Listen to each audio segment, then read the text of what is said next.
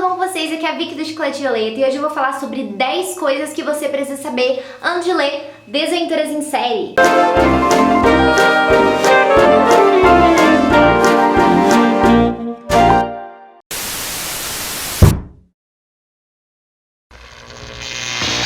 Bom, pessoal, Desventuras em Série não é uma série de livros como qualquer outra. É uma série bem complexa e ela é muito estranha. Ela é muito diferente de tudo que a gente conhece.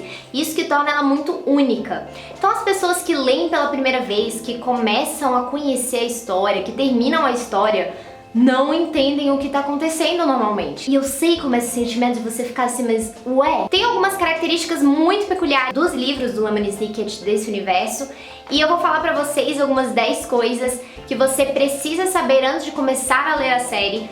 Não se preocupem, não tem nenhum spoiler, não tem nenhuma revelação do enredo, então podem assistir o vídeo tranquilamente. A primeira coisa é que a história e os personagens vão te irritar profundamente, vão te dar uma raiva, vão te dar uma frustração. Tem o Sr. Paul, que é assim, o pior personagem que pode existir em algum livro é o Sr. Paul. Ele é horrível, ele não faz nada, ele é inútil, ele é trouxa, ele é burro, não sei o que acontece, ele é do mal, porque não é possível que uma pessoa seja desse tipo, não é possível. Às vezes os vilões vão tipo, sério, vai acontecer um monte de coisa que vai te deixar com ódio mortal, que você vai virar e falar assim, não, quer saber, ó, desiste série, acabou, não quero mais ler. Cansei de ser trouxa. Mas sério, gente, isso é normal, todo mundo fica com ódio. Eu tinha vontade de esmurrar a parede, às vezes, em alguns momentos da série, porque te dá muita raiva. A segunda coisa é que uma das características mais marcantes do Lemony Snicket é o tanto que ele é irônico, o tanto que ele tem um humor sombrio. Lemony Snicket não é o nome verdadeiro dele, o autor se chama Daniel Handler, mas Lemony Snicket é um pseudônimo, ele é um personagem da série. Então você tem a série, que é tipo um spin-off de Desventuras em Série, que é só perguntas erradas, e você tem como protagonista o Lemony Snicket criança.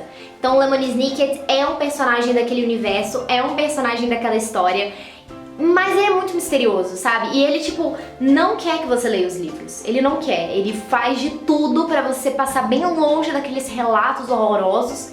E você vai achar estranho isso, porque nenhum autor não quer que os leitores leiam.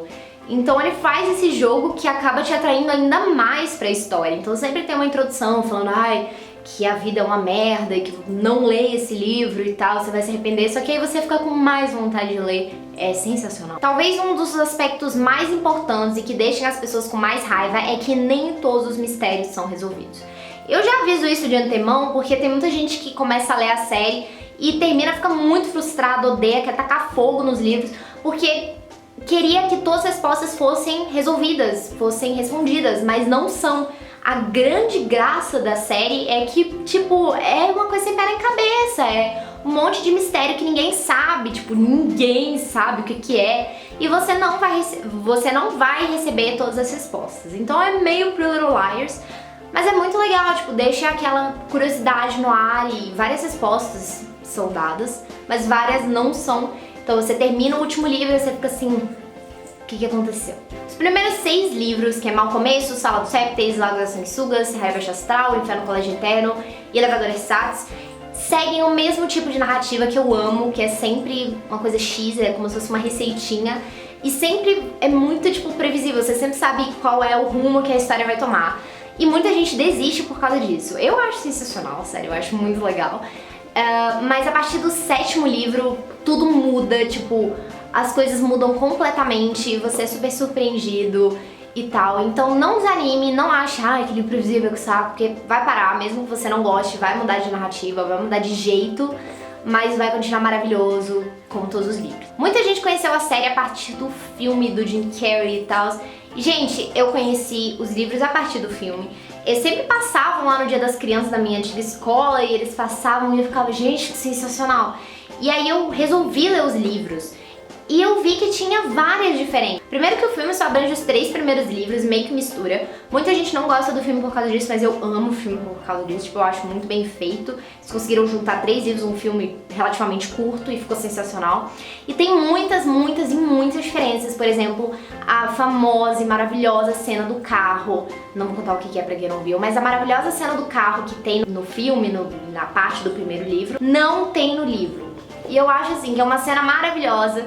E vale muito a pena ver o filme só pra ver aquela cena, gente. O filme é muito bom, mas lembre-se que tem várias diferenças. Inclusive no filme eles colocaram algumas respostas e que não necessariamente seriam as mesmas do livro. A gente não sabe muito bem onde e quando se passa a história. Obviamente se passa nos Estados Unidos, fala alguns lugares que existem, tipo Peru, etc. Mas a gente não sabe direitinho onde é que eles estão, então é meio estranho, mas não faz nenhuma diferença, pra ser bem sincera.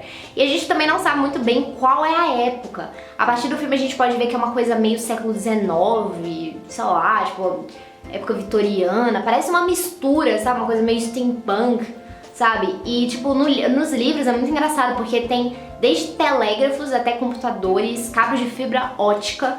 Então, tipo assim... É muito loucão e não te dá nenhuma data. E é muito louco isso mesmo, porque você fica um pouco perdido. Uma curiosidade muito legal é que em inglês todos os títulos são aliterações. Ou seja, sempre são 2 palavras e elas começam com a mesma letra. Então você tem The Bad Beginning, Reptile Room. Então assim, sempre tem a mesma letra. Isso não é possível em português, obviamente, porque teria que, tipo, mudar a essência do título. Mas em alguns livros acontece, tipo Hospital Hostil, Elevador Ersatz. Então eu acho isso super legal e você pode ver a inteligência do autor em sempre jogar com as palavras. Isso é sensacional. A tradução é maravilhosa, tá, gente? O autor joga muito com as palavras, ele faz muitos enigmas, muitos anagramas, principalmente. Então a tradução fez um trabalho sensacional, porque você pegou as mesmas ideias, só que colocou tipo em outra língua, mantendo os jogos de palavras. Então é sensacional. Sério, a editora tá de parabéns, o tradutor tá de parabéns, porque com certeza é uma das melhores traduções que tem no mercado, eu acho sensacional. É óbvio que é muito legal ler na língua original pra você ver os jogos de palavras originais, mas você não perde nada lendo a tradução, porque é tudo muito bem feito. Vários nomes que aparecem no livro são inspirados em pessoas reais. Então você tem 2 personagens que se chamam Isadora e Duncan, que é inspirado na Isadora Duncan. Você tem o Sr. Poe, que é inspirado no Edgar Allan Poe.